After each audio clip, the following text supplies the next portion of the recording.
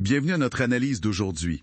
Qui a jamais regardé les petits logos sur un appareil électrique, tu sais, CSA, UL, ETL, puis qui s'est pas demandé, ça veut dire quoi au juste? Surtout si on achète ça ici, au Canada. C'est mêlant, hein?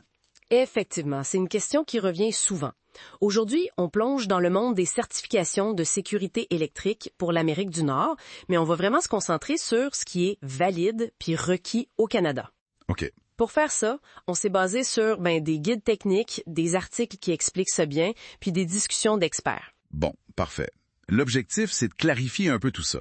Savoir quelles certifications nous disent qu'un produit est non seulement sécuritaire, mais qu'on a le droit de le vendre ou de l'installer ici. Fait que, commençons par le standard d'ici. CSA. Oui, CSA, l'Association canadienne de normalisation. Ça, c'est la référence au Canada, reconnue par toutes les autorités fédérales, provinciales. D'accord. Un produit qui a le sceau CSA, ça veut dire qu'il a passé les tests selon les normes canadiennes.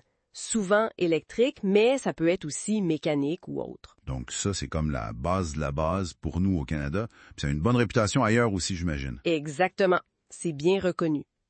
Mais, comme tu disais, on voit constamment le logo UL. Alors lui... Ouais, UL partout. UL, c'est Underwriters Laboratories. C'est un gros joueur américain, très réputé pour les tests de sécurité aux États-Unis. Mm-hmm. Ils sont indépendants puis très influents. D'ailleurs, des gros détaillants américains, genre Amazon, Walmart, ils exigent souvent cette certification-là. Pourquoi ils insistent tant que ça, les détaillants? C'est juste parce que c'est américain? C'est beaucoup une question de gestion de risque puis de responsabilité légale. Ah, OK. Ils veulent une preuve, que les produits sont sécuritaires. Surtout ceux qui se branchent ou qui ont des batteries qui pourraient être dangereuses, comme les lithium-ion. Faut prouver qu'ils ont été testés pour les risques de feu ou de choc. Je vois. C'est essentiel aux États-Unis, mais puis c'est là que ça devient important pour nous. Juste le logo UL, ça suffit pas pour le Canada, c'est ça? C'est exactement ça le point crucial. Pour qu'une certification faite par UL soit valide ici au Canada, il faut qu'il y ait le petit C devant le logo UL. On appelle ça CUL. Attends, juste un petit C, puis ça change tout. Ça veut dire que c'est UL qui a testé, mais selon les normes canadiennes, qui sont souvent les normes CSA finalement. C'est exactement ça. Le C prouve la conformité aux normes d'ici. Puis un équivalent CTL. CTL. Ouais, CTL, ça vient d'Intertech, un autre gros laboratoire. Peut-être moins connu que UL, mais le logo CTL avec le C, ça a la même valeur ici. Ça dit la même chose. Testé selon les normes canadiennes. OK, là je comprends mieux. Fait que finalement, que ce soit UL, Intertech ou même CSA qui teste ses propres normes, l'important, c'est pas tant le nom du labo. Non. C'est la preuve qu'ils ont suivi les normes canadiennes, soit avec la marque CSA directe, soit avec le petit C ajouté à UL ou CTL. Voilà, t'as tout compris. C'est l'attestation de conformité aux normes canadiennes qui compte. Puis faut pas prendre ça à la légère, là.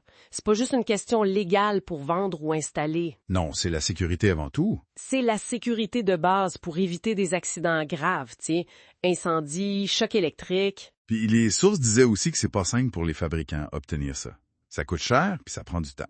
Ah oui, c'est un investissement majeur. Ça peut aller de quelques milliers à plus de 100 000 $ parfois. Wow! Puis ça prend des semaines, souvent des mois. Puis un détail que peu de gens savent, même l'étiquette sur le produit, là. L'étiquette? Oui, l'étiquette d'information avec la certification, elle doit être approuvée par le même organisme. Une étiquette sur un produit CSA doit être approuvée CSA pour être sûr qu'elle va durer, qu'elle s'effacera pas. Puis la moindre petite modification au produit, hop, ça peut demander une nouvelle évaluation. C'est complexe. Ça m'amène à un conseil pratique qu'on a vu dans les sources. Si on développe un produit, utilisez des morceaux déjà certifiés. Comme, mettons, un adaptateur secteur qui est déjà CUL ou CSA, ça peut aider. Absolument.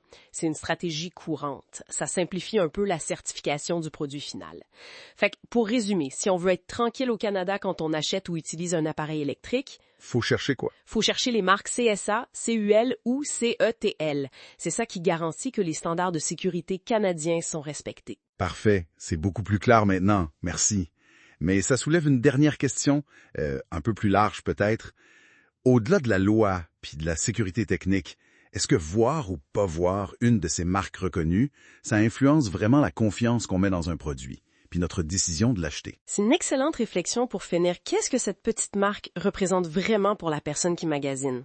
Est-ce que c'est un gage de qualité perçue, de fiabilité, une sorte de réassurance, peut-être face à l'inconnu? Ça laisse à réfléchir sur la valeur, disons, immatérielle de ces certifications.